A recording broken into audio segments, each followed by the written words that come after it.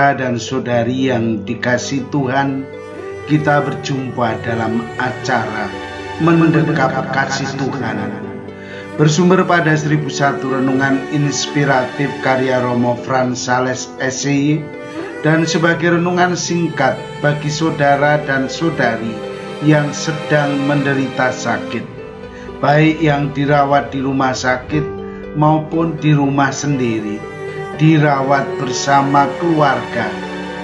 Dengan saya Romo Valentinus Tejantara SCY dari komunitas SCY Teluk Betung, Lampung. Pada hari ini kita ingin merenungkan tema jangan menumbuhkan benih kebencian. Suatu hari Anton sedang duduk di rerumputan mengamati dengan bangga kambing kesayangannya. Tiba-tiba ia didekati sejumlah anak-anak kampung. Seorang anak berkata, "Tuan Anton, kambing Tuan memang hebat, gemuk dan sehat.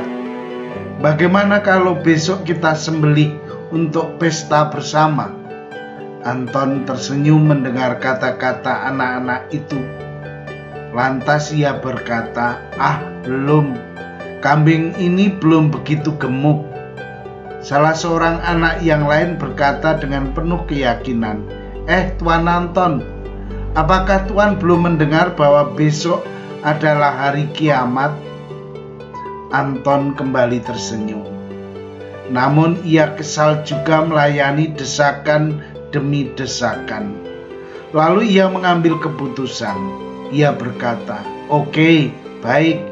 Besok kita bertamasya bersama makan kambing guling." Pernyataan Anton itu membuat hati anak-anak bergembira. Keesokan harinya mereka berangkat. Ketika tiba di tepi telaga, spontan anak-anak itu melepaskan pakaian dan terjun ke danau untuk berenang. Di tengah kesibukan menyiapkan masakan kambing guling, terbersit gagasan nakal dalam pikiran Anton. Ia mengambil pakaian anak-anak itu dan membakarnya di atas tungku pembakaran. Begitu mencium bau sedap kambing guling yang siap disantap, anak-anak itu segera berlari ke daratan. Namun mereka begitu terkejut karena pakaian mereka tidak ada di tempat. Mereka berkata, "Tuan Anton, di mana pakaian-pakaian kami?" Sambil tersenyum geli, Anton menjawab, "Oh, maaf anak-anak, aku telah membakarnya untuk memanggang kambing kita.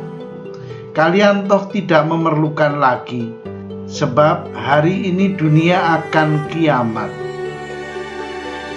Saudara dan saudari yang dikasihi Tuhan, kisah cerdik seperti ini sering kita dengar. Orang tidak ingin begitu saja dilumpuhkan oleh bujuk rayu yang manis-manis. Hampir selalu ada pembalasan bagi suatu niat buruk. Tentu saja pembalasan tidak sesuai dengan semangat hidup orang beriman. Pembalasan yang menambah luka dalam hidup manusia. Ada rasa sakit yang begitu mendalam. Ada benih kebencian yang tetap tersimpan dalam hati manusia yang menderita. Karena itu, yang dibutuhkan dalam hidup ini adalah suatu ketulusan hati, suatu kemurnian hati dan pikiran dalam menanggapi persoalan-persoalan hidup. Sebagai orang beriman, kita ingin agar hidup kita selalu dihiasi oleh ketulusan hati, bukan tipu muslihat yang mendatangkan luka batin dan dendam. Karena itu, kita mesti berjuang untuk mengutamakan kebaikan dalam hidup ini. Kita mesti selalu memegang teguh nilai-nilai ketulusan dan kejujuran dalam hidup ini. Hanya dengan cara ini, hidup kita menjadi lebih baik dan berkenan kepada Tuhan. kita mesti ingat bahwa Tuhan selalu memberi perhatian kepada setiap orang, entah orang baik atau orang jahat. Tuhan selalu setia kepada manusia, meskipun manusia tidak setia kepadanya.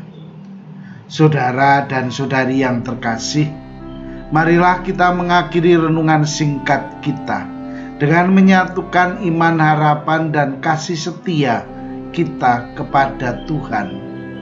Akhirnya, berkat dan doaku selalu menyertai Anda yang sedang sakit. Semoga Tuhan memberi kesembuhan, kekuatan, dan ketabahan dalam memanggul salib hidup ini dan diberi semangat serta kesegaran. Doa dan berkatku menyertai Anda. Sampai bertemu dalam renungan selanjutnya.